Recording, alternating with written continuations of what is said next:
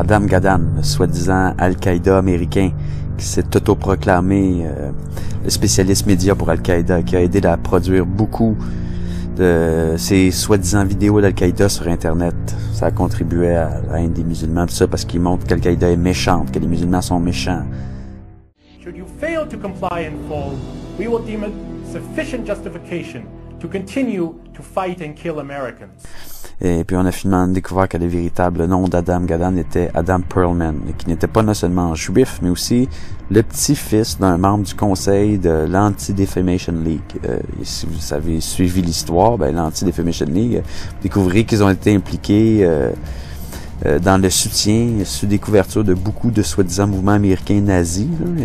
Il s'est avéré en fait que durant la Seconde Guerre mondiale, il y avait eu le scandale du chef du parti nazi américain, qui regroupait un total de 6 membres, mais pourtant qui avait une large couverture de la presse, et puis qui avait été arrêté pour détournement de fonds de des sponsors qui se sont révélés être l'ADL, l'Anti-Defamation League. C'est ainsi que ça a explosé à la figure que Adam Perlman, qui fait des apparitions du genre « Je suis de Al-Qaïda ».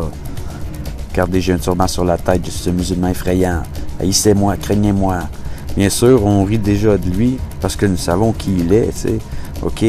Donc, ils ont infiltré leur doublure et c'est un nouveau membre d'Al-Qaïda américain nommé Youssouf Al-Khattab. C'est ça. Ou quel nom effrayant. Là, c'est photos, là, le monde avec des fusils et des couteaux habillés en Rambo, là. Avec un couteau à la main. Puis il est supposé avoir ce site web aussi, le Revolution Muslim, avec des images du genre, la statue de la liberté avec une hache plantée derrière la tête. Je veux dire qu'il n'a pas les idées sur les moyens, pour ne pas dire qu'il a exagéré. Il y a aussi un spectacle de marionnettes parodiant la décapitation de Daniel Pearl.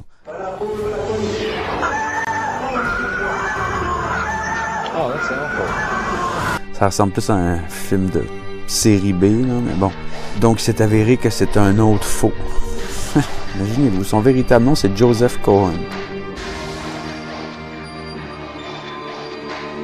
He's a 39-year-old New York City taxi driver, as you mentioned. He calls himself Youssouf Al-Khattab, but he was born Joseph Cohen here in America. He is a Jew who can... C'est un autre prête-nom fabriqué de toutes pièces pour essayer de convaincre les Américains qu'Al-Qaïda est en fait en Amérique du Nord pour justifier la surveillance des citoyens américains.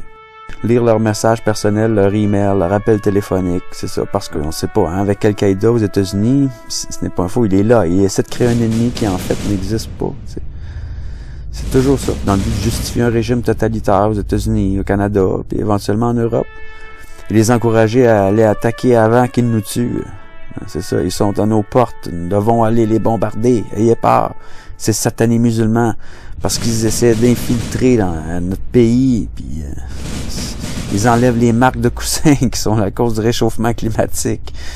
C'est ça, puis c'est insensé. Tout ça, c'est juste la propagande de guerre. Les gens embarquent. Hostie.